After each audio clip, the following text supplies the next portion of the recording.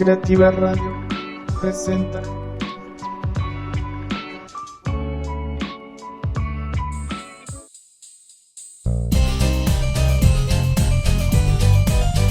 Entre historia y canciones.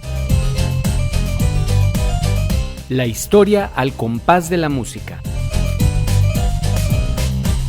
Con Marcelo Velázquez y Larisa García en voz y audio. Producido por Creativa Radio Producciones. Escúchanos en fondoradio.epici.com. Búscame en Facebook como Larisa García Bojorquez. Búscame como Marcelo Velázquez Oficial. Y disponte a escucharnos que en breves segundos ¡comenzamos!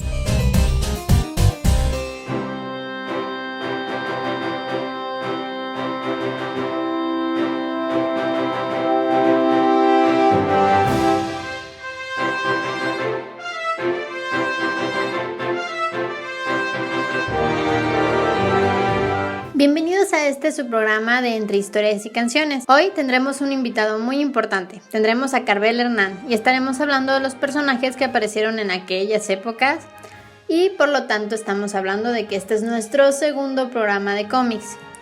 Hoy comenzamos nuestro programa con la canción de Katiushka interpretada por Lidia Runaslova y la hemos escogido para ponernos en sintonía con lo que se escuchaba por la radio en aquella época. Esta fue una de las canciones más populares en Rusia, Europa y los Estados Unidos. Recordemos que en aquella época Stalin y por lo tanto Rusia y Occidente eran amigos. Las divisiones de ideología comenzaron hasta después de la Segunda Guerra Mundial. Durante todos los años de la guerra fueron incluso aliados, luchando contra Eje, o sea, aquellos que hacían las cosas mal.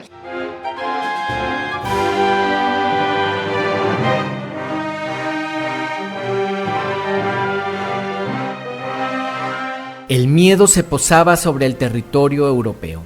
Hitler cada vez faltaba más a los tratados de Versalles y la alerta subía de color. Nos quedamos en 1938, la salida del Action Comics número 1 con la portada de Superman, y que aparece justo en el tiempo en que Hitler pacta con Stalin un pacto de no agresión, donde deciden dividirse Polonia. Así que todas las demás naciones europeas y los Estados Unidos se quedan con los ojos redondos de sorpresa. Dos enemigos de repente se hacían amigos. Es por ese tiempo que Estados Unidos deja bien en claro su posición de país neutral, que quiere una sana distancia de todos los conflictos europeos.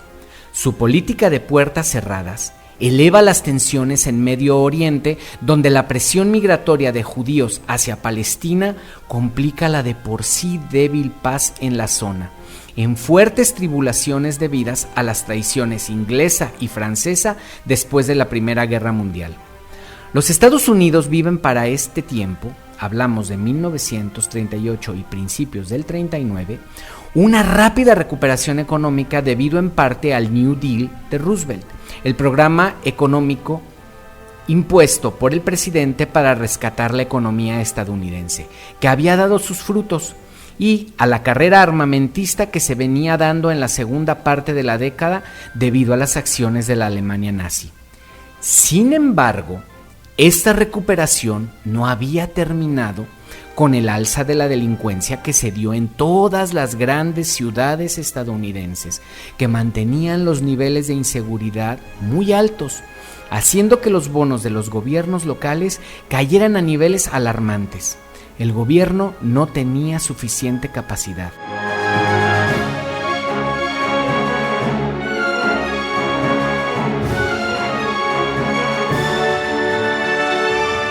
Esta es una panorámica general del mundo y de los Estados Unidos en los años 1938 y 1939. Les recuerdo que soy Marcelo Velázquez y con este preámbulo es que decimos ¡comenzamos!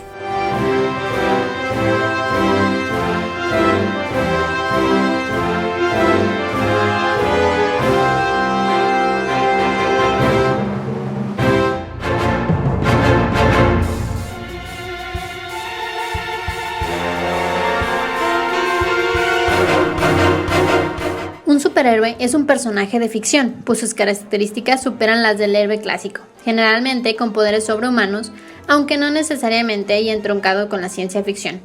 Generados a finales de los años de 1930 en la industria del cómic estadounidense, que contribuyeron a levantar el concepto de superhéroe y que se le retrae a La Pimpinela Escarlata, que fue una serie de novelas de capa y espada, género llamado así por ser de espadachines, en las que Emma Orsi de Orsi, baronesa británica de origen húngaro, crea a Sir Percy Blakeney, conocido en la sociedad británica georgiana como interesado más en sus ropas que en cualquier otra cosa. Pero él lleva una doble vida, como por supuesto la Pimpinela Escarlata, salvador de aristócratas e inocentes durante el reinado del terror después de la Revolución Francesa. Después, a finales de los años 20, el concepto se estaba incubando en las series de aventuras de grafismo realista y las pulp magazine. Lee Falk sería el guionista de El Fantasma, salida en 1936, que puede considerarse un precursor estético del género, cuando no su pionero. Tradicionalmente, se considera sin embargo que el primer superhéroe de la historia fue Superman de DC Comics, cuyo éxito fue enorme y generó un sinfín de imitaciones que sostuvieron la industria del cómic durante muchos años. Pero es imprescindible observar que antes que los estadounidenses El Fantasma y Superman, en Japón surge Fantasmagórico entre 1930 y 1931, personaje que anticipa características obvias, apariencia espectral, así como la habilidad para volar, que luego se asocian con el fantasma, Superman y Batman. Hay que recordar que Fantasmagórico es el nombre castellano del héroe japonés. Su nombre original es Ogon Bat, el murciélago dorado.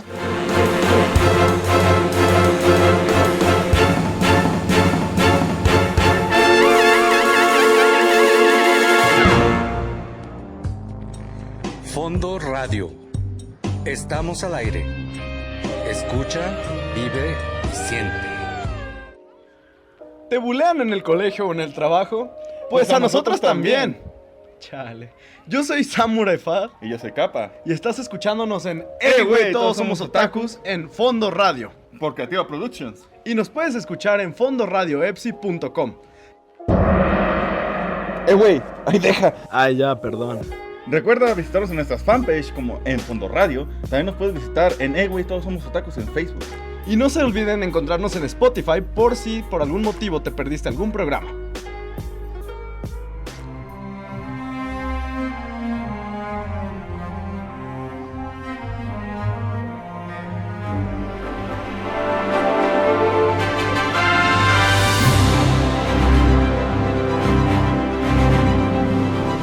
Siguiendo un poco con el ambiente de los años 30, ahora escucharemos Heart and Soul, una canción de 1938 interpretada por Bea Wayne y la orquesta de Larry Clinton, que se convirtió en un éxito nacional, catalogándose entre las clásicas de la cultura norteamericana.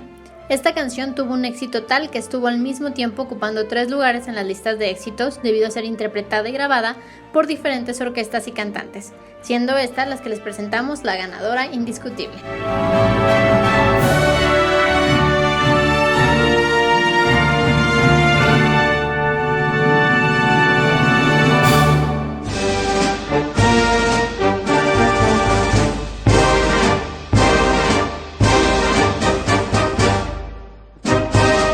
Estamos en Entre Historia y Canciones por Fondo Radio, estación online que escuchas por fondoradio.epici.com, y los invitamos a seguir con nosotros la historia del cómic en su segundo programa de la serie, y a continuación recibimos en estos micrófonos a un joven que nos tiene preparada una presentación muy especial en los siguientes segmentos del programa. Recibimos a Carbel Hernán, Entre Historia y Canciones, acompañada por Marcelo.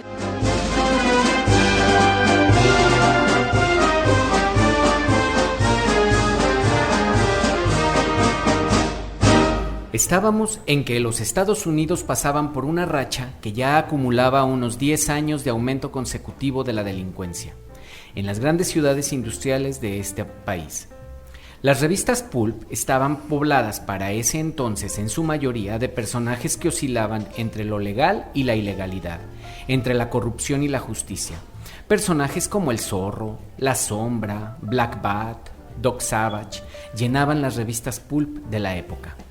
La sociedad necesitaba justicieros que hicieran lo que ellos no podían hacer, impartir justicia callejera, ya que la justicia legal no llegaba. Una vez publicado Superman, el éxito llegó pronto y ocasionó un giro inmediato de las publicaciones pulp hacia el cómic, que a diferencia de las anteriores, las buscaban los niños y los números abarcando este universo eran prometedores. Es así que unos meses después de haber lanzado al mercado Superman, DC Comics, subsidiaria en ese entonces de National Publications, decide hacer algo. Y para contarnos esta historia es que tenemos hoy nuevamente a Carvel Hernán con nosotros. ¿Qué tal, Carvel? ¿Cómo estás? Hola, muy buenos. Yo estoy muy bien y espero que ustedes también. ¿Qué es lo que nos vas a platicar el día de ahora? ¿Qué fue lo que sucedió después? Estamos hablando de que Superman sale en 1938, en junio de 1938. Pasan algo así como unos 9 meses. Estamos en marzo de 1939 cuando sale. Pero platícanos la historia previa del personaje que vamos a conocer ahora. Bueno, pues para empezar, después de todo el boom que tuvo Superman al publicarse, las personas tuvieron un estereotipo de un superhéroe que era con superpoderes, un superhéroe inmortal, un superhéroe fuerte, un superhéroe que tuviera características que no todas las personas tienen, pero después viene otro superhéroe que quita totalmente esa parte y llega con un superhéroe que no tiene superpoderes, pero tiene muchas habilidades. ¿De qué superhéroe estamos hablando? Del superhéroe que estamos hablando es de Batman. Su historia normal es un niño que a sus papás los matan en un callejón y se traumó mucho de niño y comenzó con la fortuna que tuvo sus papás, comenzó a hacer armas, comenzó a hacer autos, comenzó a hacer trajes que lo ayudaran a él a combatir la justicia. Eso es la idea principal, un millonario llamado Bruce Wayne. Su alter ego es Batman, que es un murciélago. La idea base simplemente era Batman, pues el nombre, pero el traje no era el mismo. Se comenzaron a hacer varios ajustes después de ese nombre. Al empezar a dibujarse, Bill Finger le planteó el superhéroe a Bob Kane, a quien le gustó mucho y le comenzó a dar ideas a Bill Finger para que hiciera modificaciones en el traje, y esto fue lo que hizo. Al publicárselo a National Publication, que fue la empresa que sacó también su superhéroe, que era Superman, se la presentaron y les gustó, y al gustarles decidieron publicar Batman en Detective Comics 27 el 30 de marzo de 1939 para continuar con esa serie tan amada y que les había dado tanto entusiasmo a las personas que compraban estos cómics. El asunto de Batman es que cuando sale Superman, se empiezan a salir. Les comentaba yo en el programa anterior que cuando sale Superman en 1938 había 7 empresas que publicaban más o menos 40 títulos. En general, en todo Estados Unidos se publicaban 40 títulos de historietas por esa época. Y un año después ya son 24 empresas y son 150 títulos. Por lo que DC Comics estaba muy preocupado por ubicar de qué manera pues poder enfrentar esa competencia que estaba comenzando a darse. Entonces DC Comics le marca un día a Bob Kane y le dice que si por favor se presenta, y le dice que necesita que le inventen un superhéroe. Bob Kane en ese entonces estaba muy joven, era un muchacho que trabajaba como dibujante que trabajaba como libretista dentro de las historietas que publicaba National Publications, pero él no tenía un personaje propio. Entonces él se emociona mucho y le habla a, ¿cómo se llama el dibujante? Bill Finger. A Bill Finger, y le dice que le acaban de dar una oportunidad y que necesita presentar un nuevo personaje. Este nuevo personaje él decide presentarlo basado mucho, Fíjense que por ese entonces existía una historieta que se llamaba La Sombra. Existía el Black Bat, que era el murciélago negro. Existía el zorro. Y Bob Kane más o menos se inspira en los tres para poder sacar. En Black Bat se inspira más o menos en el traje, es de donde toma su inspiración para pensar cómo va a ser el Batman original. Del zorro toma toda la parte de lo que significa la lucha de la por la justicia a favor de los desprotegidos y demás. Y de La Sombra toma muchas otras cosas. El personaje de La Sombra era un millonario que era mujeriego, que de día era un gigoló que vivía de su dinero, y en las noches salía a combatir el crimen. La diferencia entre La Sombra y Batman es que La Sombra oscilaba normalmente entre lo legal y lo ilegal. Y Batman al principio, no sé si esta parte la sepas, pero al principio Batman era un justiciero que salía de noche con una pistola y no tenía problemas en matar a los criminales. Pero con el tiempo, después de las primeras historietas que salieron, DC Comics, los de DC Comics pensaron que no era una buena idea hacer eso. Y fue a raíz de eso que le quitan la pistola a Batman. Batman ya no sale con pistola. Todos sus artilugios no son para matar, sino para atrapar o para salir el desaparecido. Y con el paso del tiempo empieza a trabajar junto con la policía en una evolución que va dando el personaje hacia lo que conocemos nosotros el día de hoy. Pero es muy curioso darse cuenta cómo estos dos primeros superhéroes, que son la base prácticamente de todo el universo de los cómics actualmente, nacen en los dos polos completamente opuestos. Uno es un superhéroe con todos los poderes del mundo, que no le pueden hacer nada, que viene de otro planeta, que mil cosas, o sea, un superhéroe casi sobrenatural. Y el otro es totalmente lo contrario, es un ser humano que no tiene absolutamente ningún poder, lo único que tiene es cierto grado de inteligencia, que eso es lo que le da su lugar a Batman dentro del universo de los cómics. Porque hasta ese entonces, y vean cómo todo tiene que ver con una evolución cultural de los mismos pueblos. Hasta ese entonces, hasta Superman, la fuerza daba la razón. La razón se obtenía por la fuerza. Entonces no importaba mucho si Superman no era muy inteligente, lo que importaba era que Superman podía. En ese entonces no importaba mucho si los Estados Unidos era una gran nación, lo que importaba era que pudiera.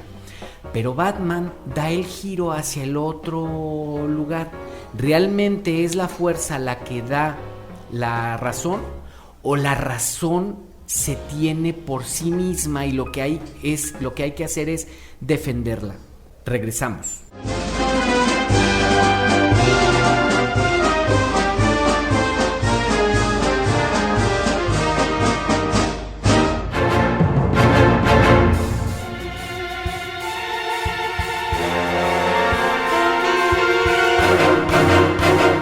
La editorial nacional Allied Publication, perteneciente al emprendedor Malcolm Wheeler Nicholson, hizo su debut editorial con una revista de tamaño tabloide titulada The Big Comic Magazine, con fecha de tapa de febrero de 1935. A partir del segundo título de la editorial, New Comics, en diciembre de 1935, sus publicaciones comenzaron a tener un tamaño más cercano al que iba a ser utilizado en la llamada Edad de Oro de la historieta estadounidense, un tamaño ligeramente mayor a las revistas de historietas actuales. Este último título luego pasaría a llamarse Adventure Comics, el cual continuaría hasta el número 503 en 1983, pasando a ser una de las series de más larga duración a esta fecha. En 1937, y debido a las deudas que tenía con la planta impresora perteneciente al también distribuidor de revistas, Harry Donenfeld, este pasó a ser socio de Wheeler Nicholson para poder comenzar a publicar Detective Comics, una antología ya que publicaba en grupos las tiras de los periódicos, principalmente las de aventuras. Así se formó la editorial Detective Comics Inc., con Wheeler Nicholson y Jack S. Leibowitz, que era el contador de Donenfield, como dueños. Wheeler Nicholson permaneció en la compañía por un año, pero sus problemas financieros continuaban y terminó forzado a renunciar. Poco tiempo después, Detective Comics Inc. compró la remanente de National Light Publication en una subasta por bancarrota. Detective Comics Inc. poco después lanzó un nuevo título, Action Comics, que en su primer número presentaba a Superman, en su primer número con fecha de tapa de junio de 1938. Action Comics fue la primera revista de historietas en presentar un personaje cuyo arquetipo pronto se le conocería como superhéroe, y resultó ser un éxito de ventas.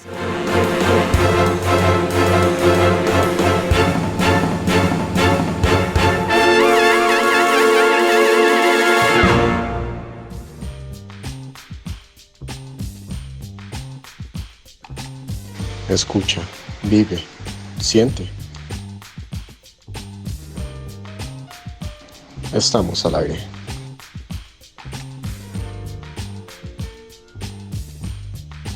Fondo Radio.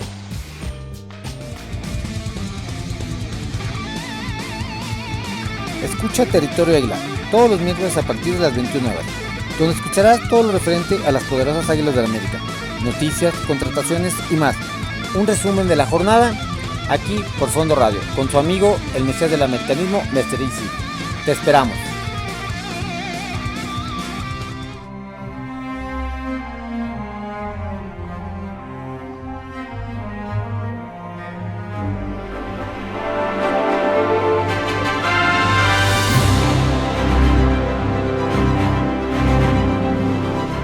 Ya que andamos en las aventuras del hombre murciélago, nos vamos a esta pausa musical con el tema de la exitosa serie de los 60 que todos hemos visto en algún momento, aunque sea una vez, aún los más jóvenes.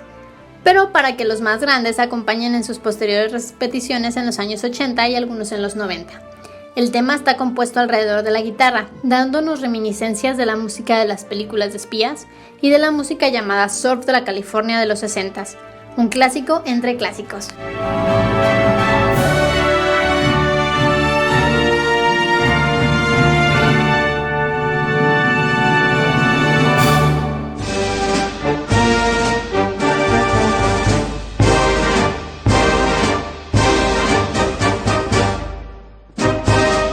Están escuchando Entre Historia y Canciones por fondoradio.epici.com. ¿Les está gustando el tema de la historia del cómic? Recuerden mandarnos sus comentarios. Tenemos nuestras redes sociales en Facebook, que en la cual estamos como Fondo Radio. En Twitter estamos como @fondoradio1, junto. No separen las palabras y el 1 es con un número. También nos pueden contactar por Facebook. Nos encuentran como Marcelo Velázquez Oficial o Larisa García Bojorquez. Este nuevo episodio de la historia del cómic nos lleva a las raíces mismas de su formación. Estamos iniciando la época de oro del cómic estadounidense, que se extenderá hasta 1945. Estamos a mediados del año de 1939. Los tambores de guerra se oyen retumbar desde el este. El mundo está en vilo. Hitler se ha anexado a Austria y ha invadido Checoslovaquia. Y todo el mundo espera su siguiente movimiento.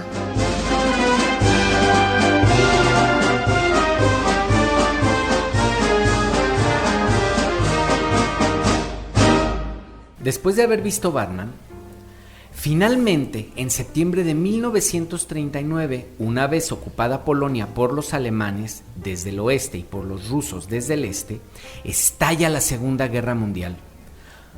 Los Estados Unidos se mantienen al margen, no quieren involucrarse, esos conflictos están muy lejos de ellos, no se sienten amenazados. Sin embargo, todos los días llegan las noticias desde el frente. El avance de Hitler es alarmante. Apenas 7 meses después de iniciada la guerra, ha caído Bélgica, Holanda, Luxemburgo, Polonia, Checoslovaquia, Hungría, Austria y finalmente, el 10 de mayo del 40, es tomada Francia. Las alarmas crecen, pese a que se quieren mantener neutrales y ajenos. Poco a poco se va posicionando un sentimiento de obligatoriedad a participar en la guerra por parte de los Estados Unidos. Los sentimientos nacionalistas norteamericanos se exacerban. Las barras y las estrellas se van posicionando en el subconsciente. América comienza a dudar. ¿Debe participar? El gobierno comienza a mover una maquinaria para buscar el apoyo popular. Europa no puede caer en manos de los nazis. Los superhéroes no pueden quedarse al margen. Es un movimiento cultural, comienzan a aparecer los héroes nacionalistas. Y aquí es donde Carvel Hernán vuelve a acompañarnos para contarnos qué sucederá ahora.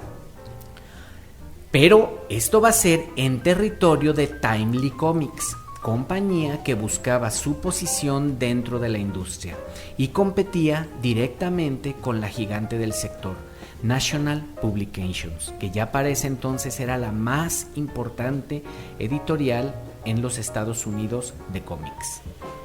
A ver, cuéntanos, Carvel. Pues sí, al estallar la Segunda Guerra Mundial, los americanos comenzaron a reclutar personas para mandar a la guerra, pero las características de los que ellos buscaban no eran las que todas las personas tenían.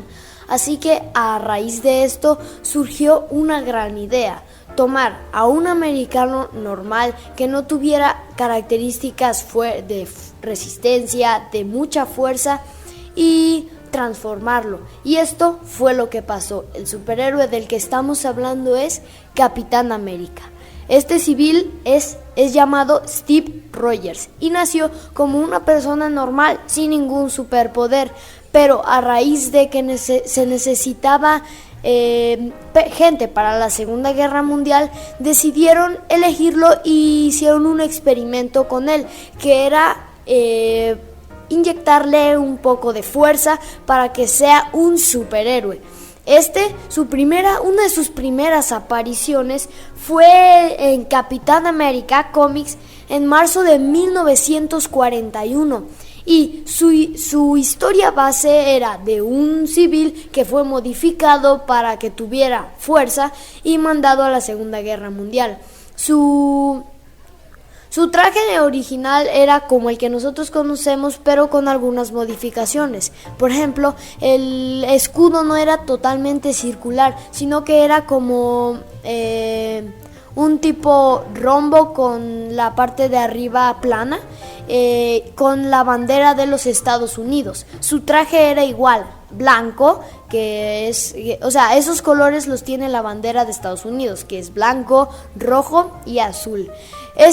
Casi al finalizar la Segunda Guerra Mundial, queda congelado en un iceberg y consigue sobrevivir, y mucho tiempo después es descubierto y descongelado por personas. Ok, pero esa parte de la historia es una parte que vamos a ver más adelante, porque también tiene que ver, acuérdense que esto de los superhéroes tiene que ver mucho con la ideología de los Estados Unidos y cómo esta sociedad fue avanzando en su manera de pensar y cómo fue evolucionando. Los superhéroes invariablemente evolucionaron con ellos. El Capitán América nace por dos razones. Los dos participantes del equipo, que son Jack Kirby y Joe Simon y Jack Kirby. Bob Simon y Jack Kirby son judíos. Ellos estaban viendo todo el avance de lo que estaba sucediendo en Alemania y ya se empezaba a escuchar, ya habían pasado las leyes de Nuremberg que habían segregado a los judíos, les habían quitado su nacionalidad alemana, les habían quitado todas sus pertenencias y hablaban de los judíos en un discurso antisemita muy fuerte, que por supuesto a los judíos norteamericanos, que todos habían llegado prácticamente de Europa, pues los tenía muy espantados. Entonces se da una cosa, ellos presentan este personaje y el gobierno norteamericano ya había empezado esta campaña. No te lo dicen, la historia oficial dice que a ellos se les ocurrió, pero en realidad el Capitán América se convirtió en la bandera publicitaria de todo el trabajo del gobierno americano en contra de los nazis. La primera portada del Capitán América está el Capitán América dándole un puñetazo en la mandíbula a Hitler y le deja la cara, en el golpe está la cara deformada de Hitler en la portada. Esa es la primer portada del Capitán América. Los Estados Unidos ya estaban tomando parte, o sea, era todos en contra de Alemania. Alemania era el malo a derrotar. Aunque, pues después estamos hablando de que esto sucedió en 1941. ¿En qué mes? Marzo. En marzo. Los Estados Unidos va a entrar en diciembre. Ya se estaban preparando, estaban buscando la forma. Acuérdense que los Estados Unidos venía de una megacrisis apenas en 1939. O sea, estamos hablando de que apenas un año antes o 2 años antes, Estados Unidos había recuperado la capacidad industrial que tenía al 90%, no al 100% de 1929 cuando estalla la depresión norteamericana. Pasa todo este tiempo, han pasado 10 años, apenas se están recuperando. Las revueltas laboristas en los Estados Unidos eran muy fuertes. Venía muy cargado todo lo que tenía que ver con el anticomunismo, porque las revueltas de los obreros, pues no les parecía, les pagaban poco. Creo que ya mucha gente tenía trabajo. Ya Roosevelt era el gran héroe de los Estados Unidos, era el presidente que había rescatado a la nación. Pero las condiciones laborales de los empleados estadounidenses eran prácticamente esclavistas.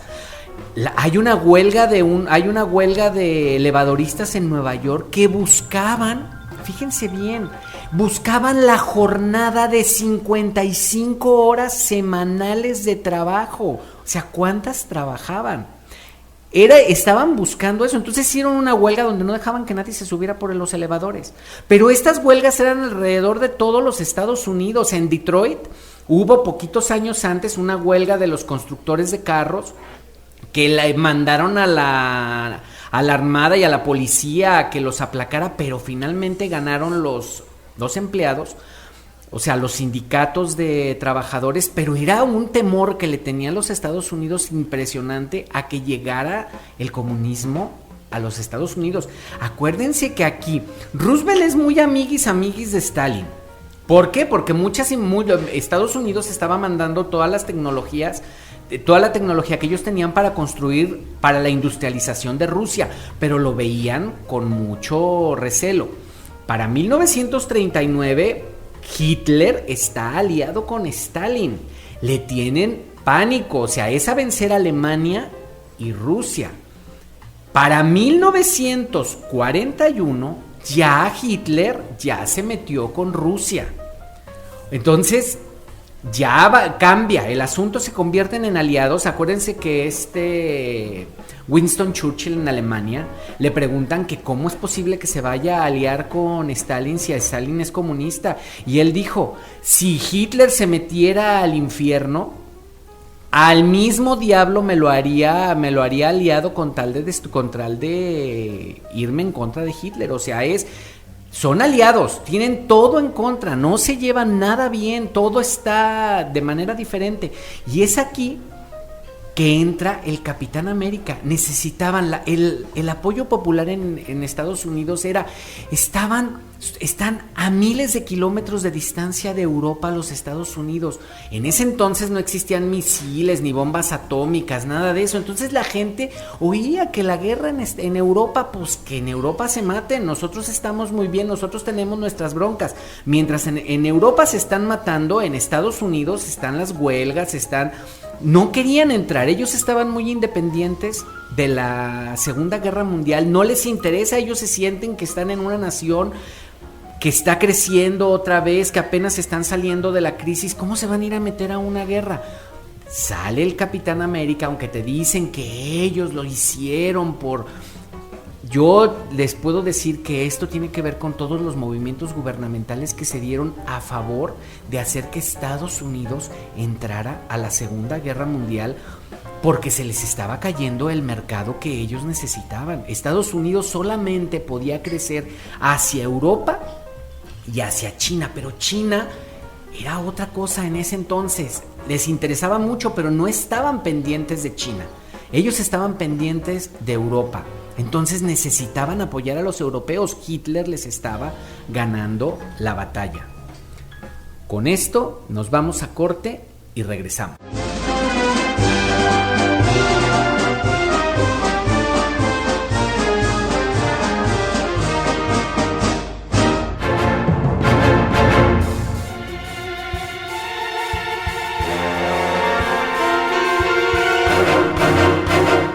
Después de Fantasmagórico, The Phantom y Superman, nacen superhéroes como Namor, en abril de 1939, primer superhéroe de Timely Comics, predecesora de Marvel Comics. Después vino Batman en mayo de 1939, la Antorcha Humana en octubre de 1939 y el año siguiente Flash o Linterna Verde. Como señala Oscar Mazzotta, no es casual que el periodo que va desde el crack del 29, pasando por los años de la Guerra Civil Española hasta el comienzo de la Segunda Guerra Mundial, coincida con la aparición de Superman, Batman o Capitán Marvel. Las primeras historias de superhéroes contenían esquemas narrativos muy parecidos a los que las tiras de aventuras del periódico y los pulp. Historia entre la realidad y la ficción, en forma de serie continua, basada en un protagonista carismático con doble identidad, máscara o disfraz, y otros complementos. Bien visto, lo único que añadieron algunos superhéroes fueron los superpoderes, pero desde el punto de vista industrial, acabarían revolucionando el mercado. Igual que las historietas japonesas coetáneas, pronto se dejarán de imbuir en el espíritu bélico de la Segunda Guerra Mundial, presentando en muchas ocasiones nombres o uniformes relacionados con sus símbolos nacionales y enfrentándose a los enemigos del país. Es este el caso de The Shield en MLJ Magazines y Uncle Sam de Quality Comics, que surgieron en 1940, y La Mujer Maravilla de William Moulton Marston y El Capitán América de Joe Simmons y Jack Kirby, ambos de 1941. Gracias al marco histórico en el que nacieron, lograron un gran éxito comercial, pero al finalizar la guerra fueron cayendo en el olvido. Muy diferente es el renovado The Spirit, de Will Eisner. En Italia, Vincenzo Baglioli y Carlo Cosio crean en 1938 a Dick Fulmin, un superhéroe autóctono, aunque carecía de poderes.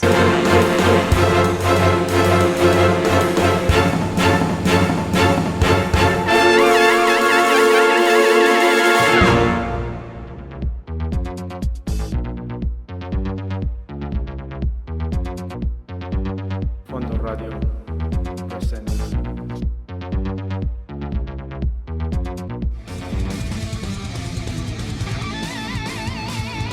Escucha Territorio Águila todos los miércoles a partir de las 21 horas, donde escucharás todo lo referente a las poderosas Águilas de la América, noticias, contrataciones y más. Un resumen de la jornada aquí por Fondo Radio, con su amigo el Mesías del Americanismo, Mr. Easy. Te esperamos.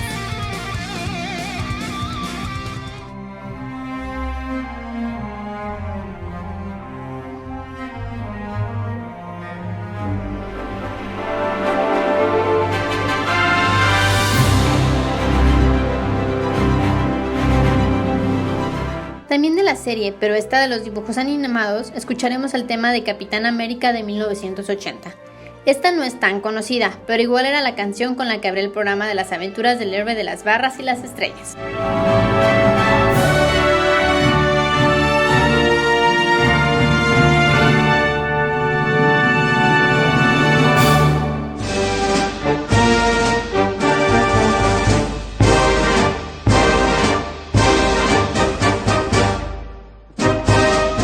Están escuchando Entre Historia y Canciones por fondoradio.epici.com. Espero estén disfrutando de este programa de historia del cómic de superhéroes en su segunda parte que preparamos con muchísimo cariño para ustedes. La historia del cómic es la historia de la sociedad estadounidense del siglo XX y siglo XXI y debe incluir a toda la sociedad, sus cambios y adaptaciones. Por supuesto que estos corresponden a los cambios y adaptaciones de la sociedad durante este tiempo, y en esta historia nos ha faltado algo. ¿Dónde quedamos las mujeres?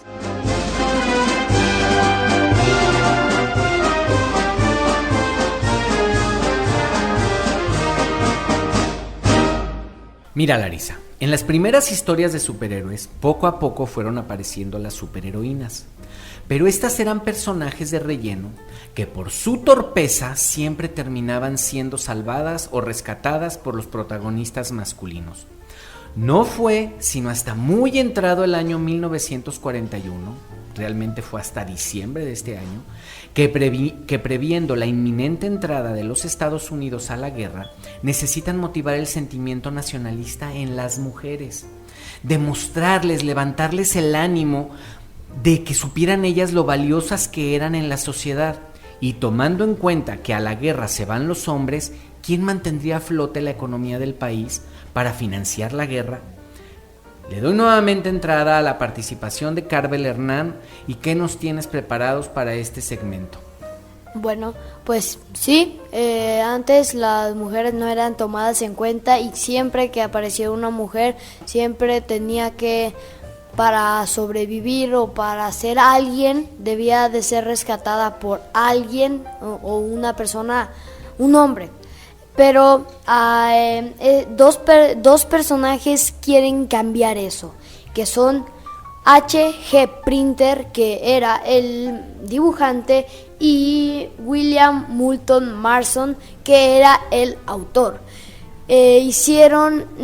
Comenzaron a pensar qué podían hacer o qué historia podían hacer para dejar a un lado esa ideología que tenían de que las mujeres siempre debían de ser salvadas por un hombre, y lo que hicieron fue poner una isla a la que solamente podían entrar mujeres que habían nacido ahí o personas que habían sido invitadas de las mujeres de ahí. Estas se llamaban amazonas y eran eran mujeres que eran educadas para la guerra y eran educadas para estar ahí. No era como un plan salir a lugares como Londres, Italia. No era plan, sino que era quedarse en su isla. Y de la que hoy venimos a hablar, creo que puede que ya lo hayan adivinado, y si no lo han adivinado, se los digo, estábamos hablando de la Mujer Maravilla. Su nombre real es Diana Prince, que es una amazona que nació como todas las demás y fue educada por su mamá, que era como la capitana de ahí. Esta idea, pues como les dije, surgió para quitarles ese pensamiento de que las mujeres no se podían cuidar solas, porque ahí eran totalmente autosuficientes, no necesitaban de otras personas, no necesitaban de hombres, no necesitaban de cosas que les llegaran de fuera, sino que todo lo que necesitaban lo tenían ahí, y ellas sobrevivieron mucho tiempo. Eran una especie como de semidioses, una especie de mujeres de más alto rango que una persona normal. Y esta tiene varias características. Esta en sí no tiene un superpoder en especial, pero tiene gran habilidad, o sea, tiene mucha agilidad, velocidad, y tiene algo que se comenzó a dar, que es el lazo de la verdad, un lazo que tenía una especie de magia, que cuando enlazaba a alguien y le hacía preguntas, este lazo, si alguien decía una mentira, como lo torturaba de un sentido y lo incitaba a que dijera la verdad. Este lazo sirvió o lo necesitó. Estos dos personajes lo querían poner pues para darle como un sentido, algo que hiciera que la mujer pudiera hacer algo en ese momento. Otra cosa que también tiene son dos muñequeras que son indestructibles. Puede parar balas, puede parar misiles, puede parar lo que sea que se le interponga en su camino. Y hay otra que es una espada llamada la Matadioses. Hay que entender que la Mujer Maravilla nace precisamente, primero, fíjense bien en el nombre original del personaje, porque nosotros la conocemos como Diana Carter en la serie, pero se llama Diana Prince, no Diana Princess, porque es Príncipe Diana, es la masculinización del nombre, porque si fuera Princess, sería Princesa Diana. La toman como si fuera un apellido, pero acuérdense que tiene que ver todo con culturas. Los apellidos y los nombres de los superhéroes siempre nos dicen algo, y en este caso es Diana Prince, Príncipe Diana. Ese es el nombre. Aparte, acuérdense de la Diana cazadora de los romanos. Pertenece al grupo de las amazonas también, guerreras que no quieren tener, que no quieren tener compañeros masculinos, que son independientes y demás. De allí viene el principio. William Moulton Marston él se dice, no está comprobado, pero él se dice que es el inventor del polígrafo, de la verdad. Entonces, si se fijan, tiene que ver siempre con las personalidades de ellos. O sea, él le da a la Mujer Maravilla el lazo de la verdad y él es el inventor del polígrafo. Él en lo particular tenía la idea de, o sea, era muy mujeriego. Él decía que las mujeres eran mucho más poderosas que los hombres, pero en un aspecto que no estaba. Él estaba segurísimo de que un día las mujeres tomarían el poder y ese día Estados Unidos se convertiría en un matriarcado, que no les había llegado el tiempo, pero él estaba segurísimo de eso. Entonces, este personaje, fíjense bien, aquí sí es un personaje que nace espontáneamente. Lo que no nace espontáneamente es su salida al mercado y cómo fue promocionado. Ellos lo crean, pero National Publications decide que es el mejor momento para sacarlo a flote. ¿Por qué? En ese tiempo es en el 6 o 7 de septiembre de diciembre de 1941 es el ataque de Pearl Harbor por los japoneses. Y el primer número de La Mujer Maravilla sale en diciembre. Estaban a días de entrar a la guerra, porque obviamente ustedes dicen, salió el día 7 de septiembre, ellos no sabían, que también dicen que Roosevelt sabía que los iban a atacar y decidió no hacer nada para poder tener un pretexto para poder entrar a la Segunda Guerra Mundial. Son esas cosas que corren como en las leyendas, que no se sabe exactamente. Oficialmente, para que La Mujer Maravilla saliera en diciembre, tuvo que haber sido planeada, ese número tuvo que haber sido planeado como desde septiembre. Por lo tanto, en el tiempo en que planearon sacar a La Mujer Maravilla, no sabían que iban a estar en la Segunda Guerra Mundial en diciembre, pero sabían, lo que sí ya estaba seguro desde la salida del Capitán América y desde antes, es que Estados Unidos tarde o temprano iba a tener que entrar a la guerra y necesitaban crecer ese fervor norteamericano y ese odio hacia los nazis, de manera de que tuvieran el apoyo popular para poder mandar las tropas a Estados Unidos. Cuando sale La Mujer Maravilla, cae, pero sí como anillo al dedo. ¿Por qué? Porque los hombres se iban a ir. Los Estados Unidos empezaron a reclutar norteamericanos para que se fueran a la guerra y las mujeres se tenían que quedar en el país a levantar la economía. Pero las mujeres de Estados Unidos eran de su casa y estaban hechas para cuidar niños y para lavar trastes y para barrer. No eran trabajadoras propiamente todas.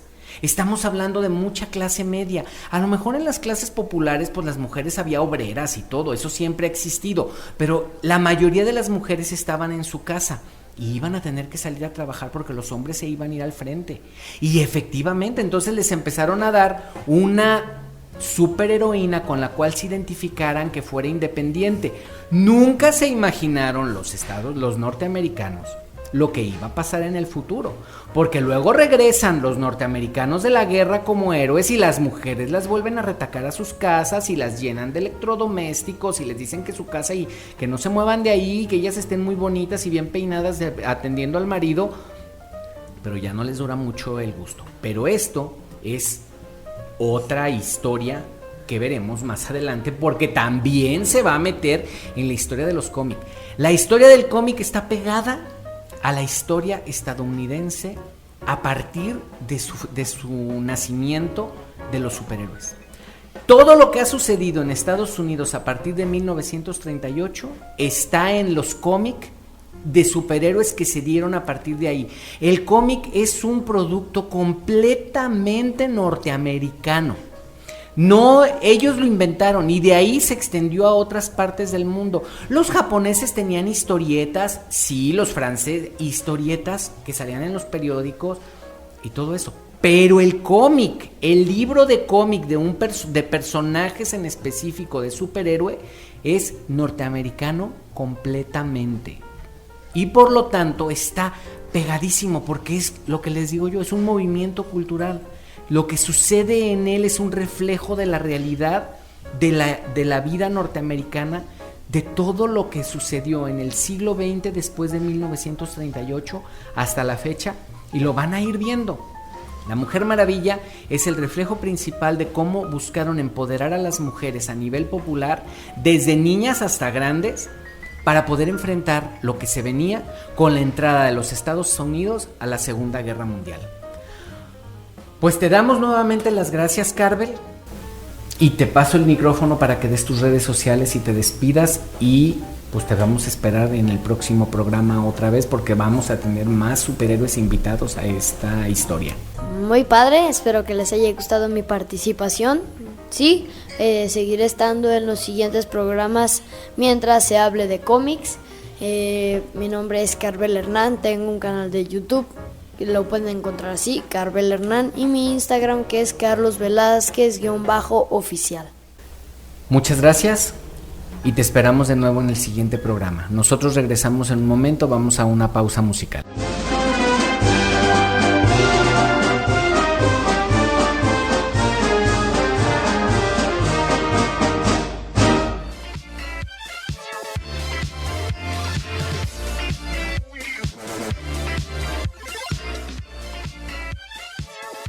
Escucha, vive, siente. Fondo Radio.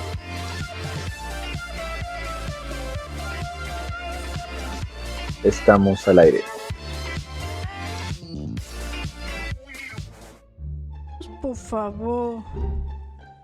Por favor, escúchanos.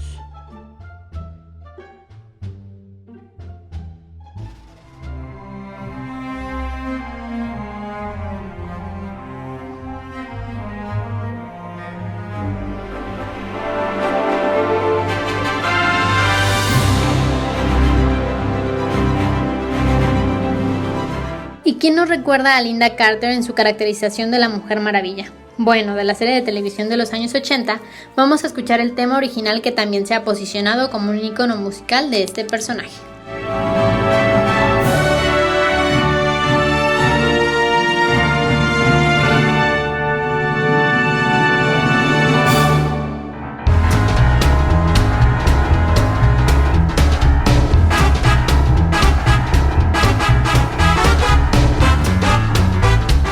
Estados Unidos ha entrado a la guerra. Sus superhéroes van de la mano con ellos. Estos representan el sentimiento de su sociedad.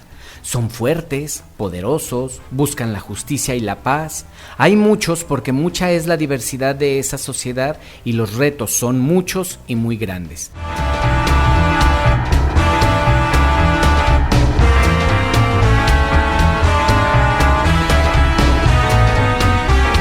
A principios de los años 40, 9 de cada 10 niños entre 6 y 16 años, sin distinción entre hombres y mujeres, leen cómics.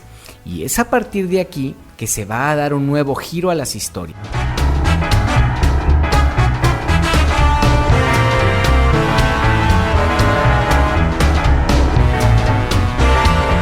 De venir del mundo de la oscuridad, del anonimato y de más allá de nuestro mundo para salvar a los individuos de las garras del crimen, los superhéroes han cambiado a luchadores por la justicia mundial, luchando de frente a los nazis, los fascistas y los japoneses, a luchar contra el eje. Los superhéroes están muy lejos de encontrar tranquilidad en sus vidas. Apenas andamos en 1942. El cómic está en el apogeo de su edad de oro. Se imprimen por millones. Y debido a las tropas estadounidenses en todo el mundo, los cómics llegan a lugares inimaginables.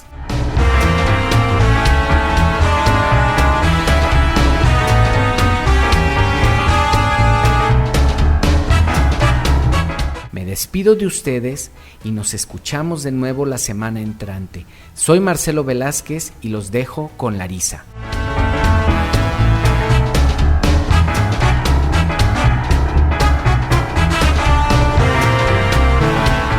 Muchas gracias por escucharnos su programa Entre Historia y Canciones. Estamos contentísimos de estar haciendo esta serie para ustedes y nos encantaría escuchar sus opiniones en nuestro Facebook o en nuestro Twitter. Los dejo con una canción nuevamente de los años 30, Jeepers Creepers, que pertenece a la película de 1938, Going Places, que ha pasado a la historia solo precisamente por tener esta canción interpretada por Louis Armstrong, que era el rockstar de la época y fue nominada al Oscar por Mejor Canción de este año, y aunque no ganó, fue muy popular en aquel tiempo. Nos escuchamos la próxima semana con más de la historia de los cómics. ¡Hasta luego!